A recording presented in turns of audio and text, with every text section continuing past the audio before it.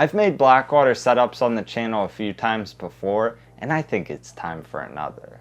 These setups are a lot of fun, very indicative of what you'd actually see in nature, and the fish love it. I'm really excited for this one because I'm doing things much differently than I've shown before. Let's get to work. These Blackwater setups usually include leaves and seed pods, which I'll refer to as Botanicals. These make it easy to replicate the natural look of forests, say the Amazon for example, once they're flooded. Plus, these items create awesome textures and details that the fish can hide within. I've mostly used small leaves and seed pods for the builds I've done in the past, and although I've wanted to use larger items, they're typically not as available. However, inspiration struck a few months ago while I was building a pond at Charlie's house. We were pulling materials from all over his property, and while doing so, I noticed a lot of really cool botanicals that could make for an incredible design. So I asked him if he could hook it up and send me some, and sure enough he did. I'm really excited to include some of these larger items like the palm leaves and banana leaves. They'll help me create a really great sense of scale and depth. I know most people aren't going to get this excited about a dead leaf, but isn't that incredible? Additionally, I have a lot of smaller items that I bought separately. A few highlights are bale tree pods, Coriniana pods, Sterculia pods, and what I'm probably most excited about, this batige root. Come on, how incredible is this piece? As you can see, all of these will contrast against the larger items. This is an important thing to consider because as I've shown in past videos, if you have a large item, it only looks big if you put a small item next to it, and vice versa. Lastly are a few miscellaneous leaves and twigs.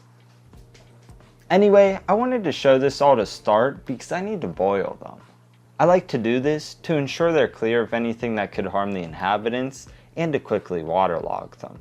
Otherwise, they'd immediately float to the top of the tank once it's filled with water. So I'll add these all into my trusty boiling pot, fill it up with water, and boil it on medium heat for at least an hour. If I would have pre-soaked everything ahead of time to get them waterlogged, this would have been a little bit easier. Then they would have only had to boil for a short period of time.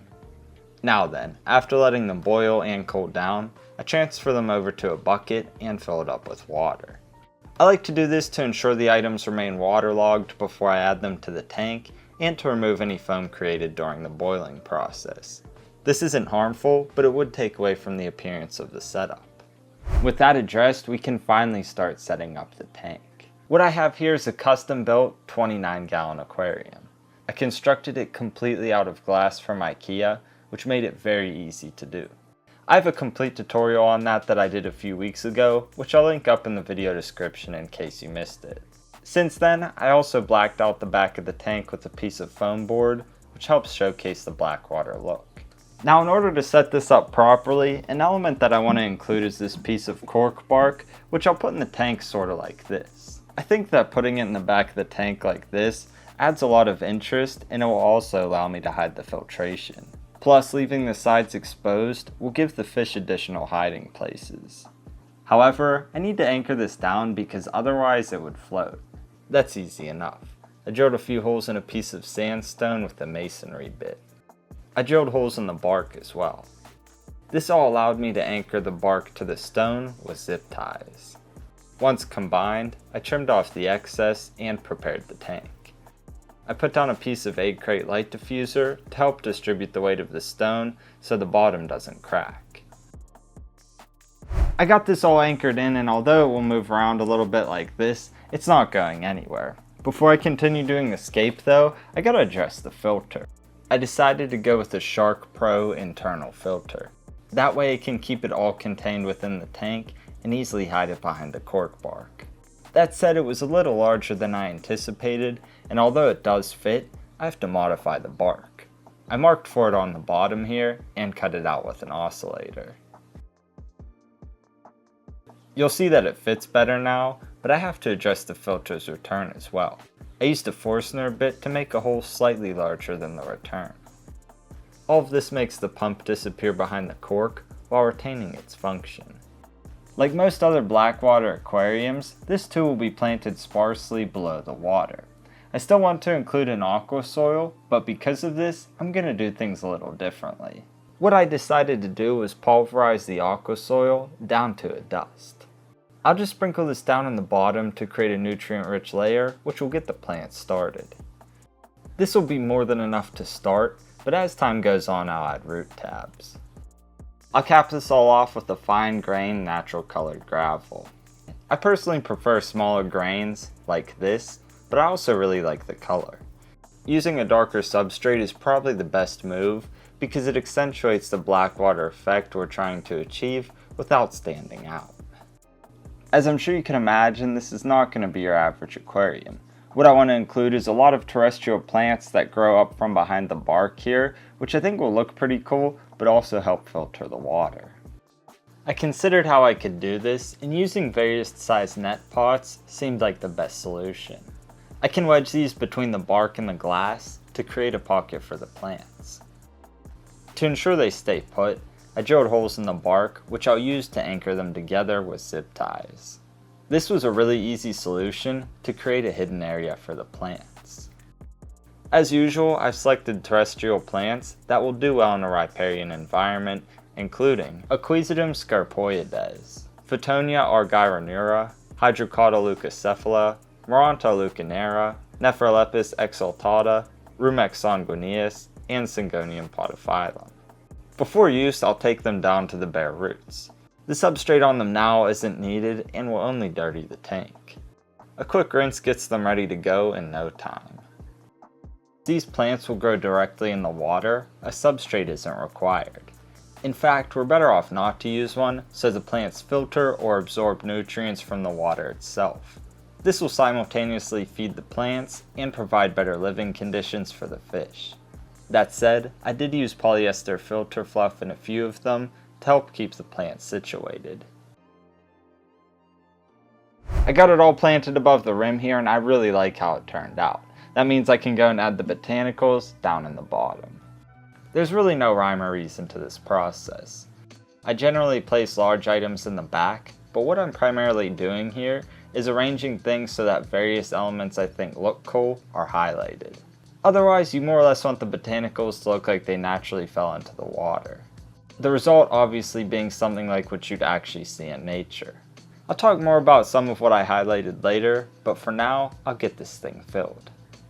As I did, I also poured in cupfuls of the water that the Botanicals soaked in. That way I could get the water looking fairly dark from the start. It will of course get darker in time, but this is good enough for now. I'll add a few plants down here as well, including Anubias nana petite and Cryptocorinea lutea. I peppered these throughout to contrast with the Botanicals.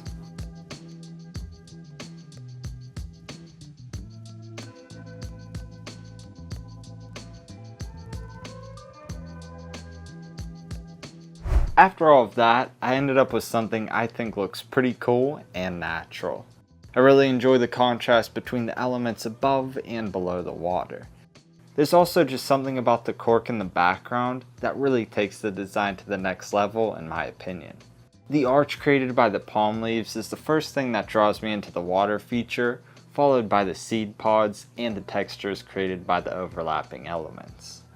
Although I really like how it's all come together now, I can't wait to see it in a few months. There's more I want to do with it, especially above the water. I want to get that log almost completely covered with moss, for example. However, I had to keep this somewhat basic for now because I have to move the tank in just a few days. That's also why I'm only going to stock it with a fraction of the fish it's intended for. It will be a true community tank for nano fish from various tanks you've seen before. Consolidation will make it much easier to move everything around.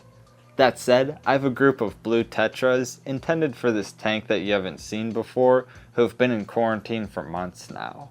Rounding them up again in a few days should be easy enough, so for now, I'll just add them.